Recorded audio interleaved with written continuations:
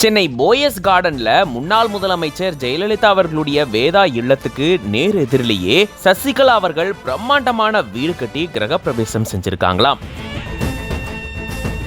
சென்னை போயஸ் கார்டன்ல இருக்க முன்னாள் முதலமைச்சர் ஜெயலலிதா அவர்களுடைய வேதா இல்லத்துக்கு நேர் எதிரிலேயே பிரம்மாண்டமான வீடு கட்டி அதுக்கான கிரகப்பிரவேசத்தையும் நடத்தியிருக்காங்களாம் சசிகலா அவர்கள்.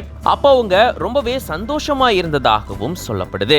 சொத்து குவிப்பு வழக்குல கைது செய்யப்பட்டு 4 ஆண்டுகள் சிறை தண்டனை பெற்று இவங்க சிறையிலிருந்து வெளிவந்தே 4 ஆண்டுகள் ஆகிடுச்சு. அரசியல்ல இவங்க அடுத்த கட்டமா என்ன பண்ணுவாங்க அப்படின்னு பல தடவை கேள்விகள் முன்வைக்கப்பட்டிருந்தோம். இதுவரைக்கும் அவங்க எந்த ஒரு நடவடிக்கையும் எடுக்க. இந்த சூழல தான் ஜெயலலிதா அவர்களுடைய இறப்புக்கு அப்புறமா 7 ஆண்டுகள் கழிச்சு முதன்முறையா இப்ப சமீபத்துல கொடநாடு எஸ்டேட்டுக்கு போயிருந்தாங்க. அங்க ஜெயலலிதா அவர்களுடைய நினைவிடம் மற்றும் உருவ சிலையை அமைக்கிறதுக்கான அடிக்கல நாட்டினதா சொல்லப்படுது. இதை தொடர்ந்துதான் இப்போ போயஸ் கார்டன்ல இருக்கக்கூடிய பிரம்மாண்டமான வீட்டுக்கு கிரகப்பிரவேசம் இவங்க செஞ்சிருக்கிறதாகவும் சொல்லப்படுது.